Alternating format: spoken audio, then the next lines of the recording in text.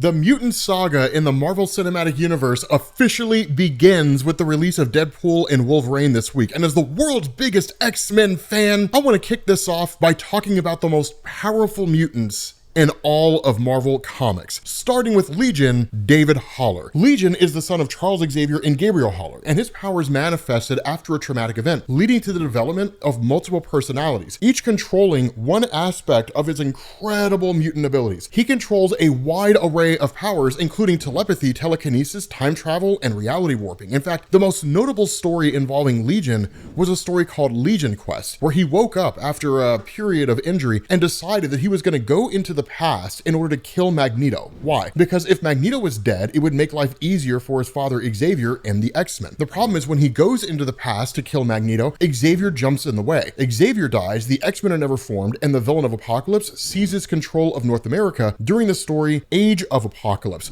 In X-Men Legacy Volume 2, issue number 6, after the death of Xavier, Legion recreates Xavier himself as a personality in his own mind with all of Xavier's telepathic powers, and then gives him the power of precognition. And in Age of X, probably one of the most significant stories outside of Legion Quest, one of Legion's personalities, known as X, pulls the entirety of the Marvel Universe into Legion's mind and then puts that universe into a box and then tries to destroy it. This guy was next level, which really makes you ask the question, if he's the first one we're talking about, how powerful is everybody else? Well, let's find out, because the next guy that we're talking about here is Matthew Malloy. So Matthew Malloy originally appeared in a story called The Last Will and Testament of Charles Xavier, which, as you can imagine, was the result of Charles Xavier dying. And what Xavier revealed to the X-Men was that at some point in the past, he had come across the largest mutant signature ever detected at the time, which, as you guys are going to see over the course of this video, doesn't really matter because Matthew Malloy is hardly the most powerful person on this list. But when Xavier went to go visit Matthew Malloy as a child, he realized two things. Number one, that Matthew Malloy had an incredible amount of reality warping power because he had stated that he had simply sent his parents away, which was basically just a comic book explanation that Matthew Malloy had wiped his parents from existence. The second thing that Xavier realized is that he could not force Matthew to do anything that Matthew didn't want to do, and that he couldn't read Matthew Malloy's mind. And so instead, Xavier secretly put mental blocks in place to keep Matthew from using his powers, and then Xavier created a psychic projection of himself named Charlie, who basically appeared to be Matthew's friend, and spent most of Matthew's life with him. Now, eventually Matthew realizes that Charlie isn't real and that Xavier is essentially messing with him, but by that point in time he doesn't really have a desire to destroy anything. But all this comes to a head in the aftermath of a massive attack that leads to the death of Matthew's wife, as well as Matthew losing emotional control because of his lack of emotional intelligence, and sets off this explosion that kills millions of people. S.H.I.E.L.D. responds, they evacuate the entire state of South Carolina, and then the X-Men respond in picking his mutant signature up. And what follows are a series of events where both the X-Men and S.H.I.E.L.D. are trying to get as close to this guy as humanly possible. Now, there are three awesome moments in this story that show what Matthew Malloy is capable of. The first is the source of his power, in the sense that he draws from an external dimension, meaning there are no limits to his power, that if this guy had survived long enough, he basically would have become God. The second thing that happens is that S.H.I.E.L.D. initially tries to approach him, and having no real ability to control his powers, he accidentally eradicates a handful of S.H.I.E.L.D. agents and then resurrects them from the dead unintentionally. The final thing that happens is that when the X-Men finally catch up to him and they're trying to talk to him, that S.H.I.E.L.D. launches a strike against them, killing everybody. And Matthew Malloy resurrects everybody from the dead, including himself. Now, ultimately, because of the fact that Matthew Malloy is so powerful, the X-Men do the only thing they can do. They send a character named Eva Bell into the past to basically keep his parents from meeting and prevent Matthew Malloy from coming into existence. Is it a lazy way to end the story? 100%. Absolutely it is. But he's still powerful nonetheless. And that leads us into a fan favorite on my YouTube channel, a character that I hope we will one day see in the Marvel Cinematic Universe, Mad Jim Jaspers. Now, Mad Jim Jaspers was an amazing character in Marvel, but there's two versions of him. There's Earth 238 Mad Jim Jaspers, and then there's Earth 616 Mad Jim Jaspers, the main Marvel Universe version of the character. But before we get into him, let's do a little bit of explanation here, which is really, really important. So in Marvel Comics, in the multiverse, you have what's called the Omniversal Development Court. This is an organization that was at one point led by a woman named Saturnine. But the whole point behind the Omniversal Development Court is to monitor every reality across the multiverse and to make sure that everything progresses, quote unquote, the way it's supposed to. In the Earth 238 universe, there were no superheroes, and Saturnine didn't know why. And so what she did is she took the court to this reality and started initiating something called the Big Push. The idea is that it would basically jumpstart the evolution of people across the world and start providing and activating any X genes that existed out there and usher in an era of superheroes. What they didn't know was that on this Earth, a vast reality warper named Jim Jaspers had created a being called the Fury. And the Fury was kind of a precursor to the Nimrod Sentinel, for those of you guys who have seen X-Men the animated series. The Fury had the ability to adapt to any and all powers that it came across and to overcome those powers. It did exactly that, and it killed every single superhero across the world. And so when the Big Push was initiated by Saturnine, that Jim Jaspers flipped, and he initiated something called the Jaspers Warp. Literally, this reality distortion tornado that started warping and distorting all of reality across the universe and would have spread into the multiverse. The only way to stop it was to wipe the entire universe out of existence. Now, of course, this whole story takes place from the perspective of Captain Britain, and you end up learning that Captain Britain had been sent to this reality by the being Merlin, and that this was all just a test, because in the main Marvel universe is a Jim Jaspers who's vastly more powerful than the other one. And so when Captain Britain finally catches up to Jim Jaspers in the main Marvel universe, when Captain Britain walks into his office, he actually steps into this infinitely expanding space with Jim Jaspers sitting on this chair looking like a psychopath. And just to demonstrate what his power was, Jim Jaspers starts snapping his fingers, and every time he does, reality itself changes and distorts. There's nothing Captain Britain can do. Instead, the day is saved by the Fury, because the Fury basically hated Jim Jaspers, and it was the only thing that survived the destruction of the Earth 238 universe due to its ability to adapt to anything. It basically seeks out Jim Jaspers across the multiverse, finds the only one in existence, which is in Earth 616. It shows up, it analyzes Jaspers, and it realizes that because it was not made by this version, that the Fury can kill this version. And in analyzing the powers of Jim Jaspers, Fury realizes Jaspers needs a reality in order to warp reality. So the Fury teleports Jaspers to what used to be the Earth 238 universe, where Jaspers is totally powerless, and destroys him on the spot. Now, moving on to our next guy here, he's a caveat character. This is Nate Gray, but not just any Nate Gray. This is Life Seed Nate Gray. Now, I know a lot of you guys love the character of Cable from either Deadpool 2 or from X-Men 97 or X-Men animated series. You ever stop to ask yourself the question, what would happen if Cable didn't have the techno-organic virus that was eating his body alive, turning him into like a robot? How powerful would he be? Well, technically that character is Strife. But if you take it one step further and you ask, how powerful could he become if there were no limits to his powers? That's Nate Gray. In Marvel Comics, the Life Seed is an artifact created by the Celestials that can basically amplify the powers of anybody who has it. It can also do a whole bunch of other things. But for this discussion, it amplified the powers of Nate Gray. Now, in Uncanny X-Men Volume 5, issues 6, 7, and 8, this guy dominated everybody. That in this storyline, he overpowers and shuts down an X-Men team with Psylocke, Jean Grey, Iceman, and Storm. He does it all in one shot, and these are all Omega level mutants, meaning they're some of the most powerful mutants in existence in Marvel Comics. Not only that, Legion shows up on the battlefield, and X-Man overpowers all of Legion's personalities and then takes control of Legion's mind. And in this form, Nate Gray is so incredibly powerful, it requires every X-Man in existence to fight him, and he still wins. This kicks off a story called Age of X-Man, where he basically becomes a godlike character. He creates a whole new universe and takes all the X-Men from existence and puts them in this reality. Ultimately, of course, Nate Gray's basically defeated. His body quite literally falls apart because it's part of the reality itself. It was a pretty bad story. Marvel threw it together, I guess, because they were trying to kill time. Suffice it to say, this dude was OP. He could alter reality in ways that we hadn't seen since the Scarlet Witch from House of M. Speaking of which, that's our next person. Now, most all of you guys know who the Scarlet Witch is, but in order to make this version of her character make sense, we gotta do a little bit of exposition here. So in Marvel Comics, the Scarlet Witch used to have kids, and a lot of you guys probably know about that from WandaVision and whatever travels you've done around the internet. These kids that Wanda had were actually part of Mephisto, and what ended up happening is they effectively returned to Mephisto, as pieces of his soul or essence or whatever you want to call it. The entire experience was so traumatic that Agatha Harkness and the Avengers wiped the mind of Scarlet Witch so she would never remember that she had kids. Eventually, these memories resurface in a story called Avengers Disassembled, where Scarlet Witch launches an attack against the Avengers team in a variety of ways. Now, at the end of the story, Magneto shows up and then takes Wanda to Genosha, which used to be the home for 16 million mutants until Cassandra Nova showed up and killed everybody. But Xavier eventually shows up, and working alongside Magneto, they try to fix Wanda's broken mind. Xavier realizes it can't be done, so he brings together the Avengers and the X-Men for the purpose of figuring out whether or not they should kill Wanda. Now, Quicksilver overhears all of this and he races to his sister and he says, "You can make everything okay." So she kidnaps Charles Xavier and, using her powers, takes over his mind and reads the subconscious thoughts of everybody across the world. And in doing so, she creates the House of M reality where everybody gets their subconscious desires. And so over the course of the main House of M story, Wolverine wakes up to the reality and realizes nothing's right, and then he wakes up other people, and this great big huge battle ensues where they all confront Wanda asking why she's changed reality, and that's where you learn everything about what Quicksilver did and so on and so forth. Now, of course, the most iconic moment of House of M is at the end when Wanda says no more mutants. The gene was gone. There was no way they were going to come back until Hope Summers, and ultimately they did. But that takes us into our next character, and definitely somebody that we're going to see in the Marvel Cinematic Universe, although I'm kind of curious to see how far it goes. Franklin Richards. Now, Franklin Richards is one of these characters where over the years, Marvel has been on again and off again about him being a mutant, in the sense that they said he was a mutant, then he wasn't a mutant, and then he was, and then he wasn't. And more recently, they said actually he is. He just allows his powers to manifest like once a year or something like that. Marvel can't get it together to save their lives. But Franklin Richards, as most of you guys can imagine, is the son of Reed Richards and Susan Storm. And the original origin story for his character back in the Fantastic Four annuals, when Susan Storm was pregnant with him, he was actually siphoning off her life energy. So the only way to basically allow for a healthy pregnancy and the survival of both Franklin and Susan was for Reed Richards to travel to the negative zone, an antimatter reality, not overly important here, and to grab something called the Cosmic Control Rod, which was an artifact that basically gives the same power as Galactus, if we're being broad strokes about it. And he brings it back to Earth, and then he uses that to balance out the energies in Susan Storm and Franklin Richards. Now, the way the stories originally played out is it was believed that this power alone is what gave him the ability to alter reality. Marvel eventually came back and said, actually, no, that the Cosmic Control Rod gave him an X gene, but we don't have to go into the back and forth and all that kind of stuff. Suffice it to say, at a very young age, Franklin Richards' powers started manifesting in incredible ways. There's one instance where he's playing with a Rubik's Cube, he's getting frustrated with it, and there's a commercial on the TV in the background where it says, "When are you gonna grow up?" And he subconsciously ages himself up. He literally looks like Jesus with blonde hair. Susan Storm comes home to find the Fantastic Four have just been dominated, and Johnny Storm is basically being choked out by this mysterious guy, and the dude just starts hunting Franklin throughout the entirety of the Baxter Building. Now, once it all comes to a head, you learn that it is Franklin, and that's when Reed Richards puts mental blocks in Franklin Richards' mind to keep his powers from emerging unless there's moments of high duress. But there are two main moments in Marvel Comics when you get to see Franklin Richards' powers at their absolute peak. The first one was a story called Heroes Reborn. In Heroes Reborn, this came off the heels of a story called the Onslaught Saga, that in effect, Xavier's frustration with humanity and Magneto's hatred for humanity merged together into a psychic entity which almost destroyed everything. It took the combined efforts of the Fantastic Four, the Avengers, Iron Man, and so on to basically destroy Onslaught, but to do so, they had to sacrifice their lives in the process. Franklin Richards resurrected them all from the dead and then created a whole new reality called the Heroes Reborn universe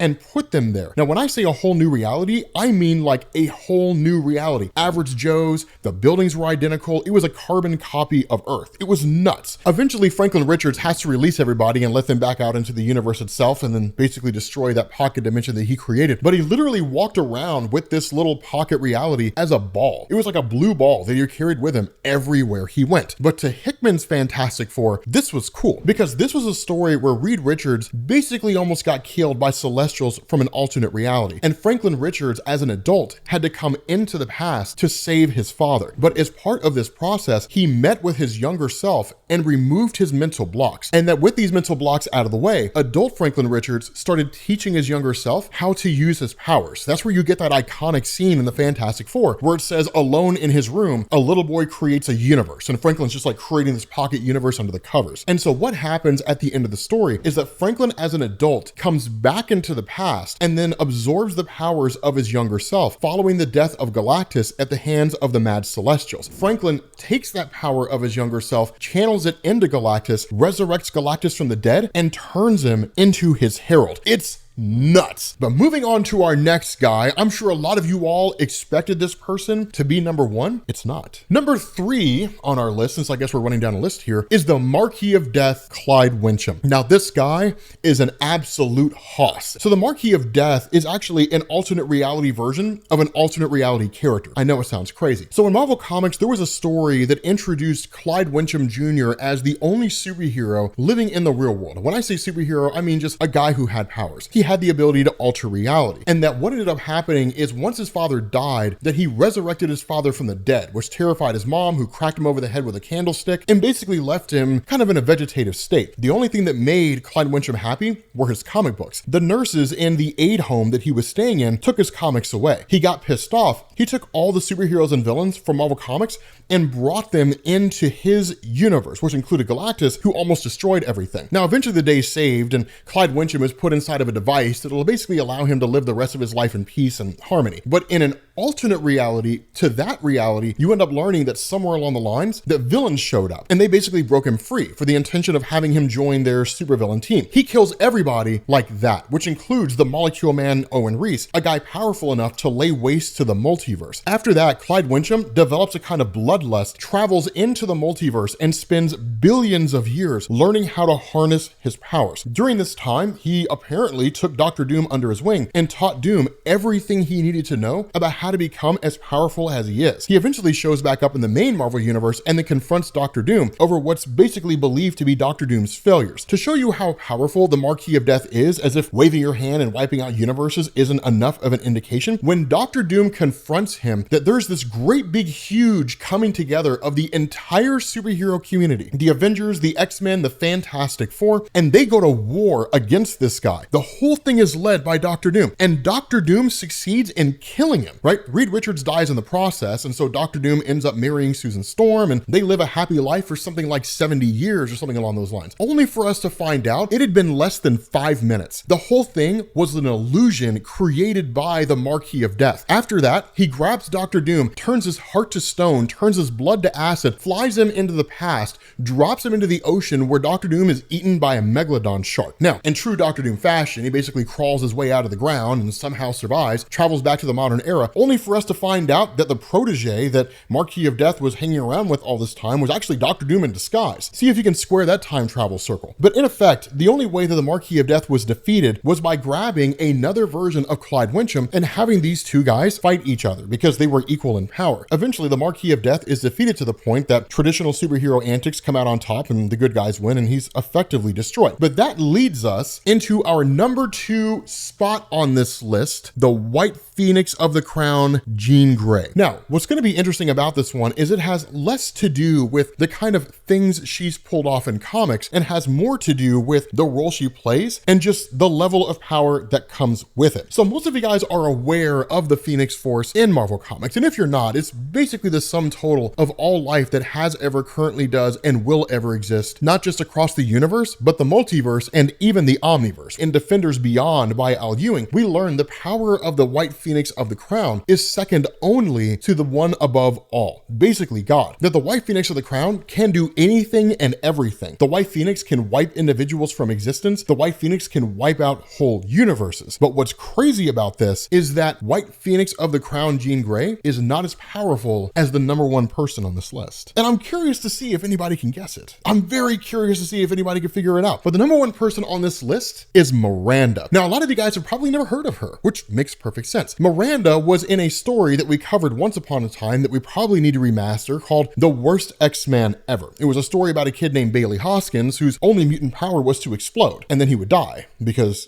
he would explode and be dead and he couldn't explode anymore after that. And so Miranda was a character introduced here where you end up learning that she is someone who's a walking, talking Marvel editor in the comics, in the sense that she has wiped out and reworked the multiverse several times. She's wiped entire heroes out of existence and nobody knew that that they existed because she can wipe all knowledge of their existence from the multiverse, that she can rewrite anybody's entire history, that there is nothing that happens that she cannot do. And while it's not explicitly stated, it is heavily implied that she is as powerful, if not more powerful, than the one above all. Simply put, there is no mutant out there in Marvel Comics that has ever been or will be more powerful than Miranda. Because if that mutant were to pop up, all Miranda has to do is snap her fingers and that person has never existed and nobody ever remembers them. It's nuts. It's crazy. But let me know what you guys think down in the comments section. Let me know what other X-Men and or mutant videos you want me to make, and I will catch you all later.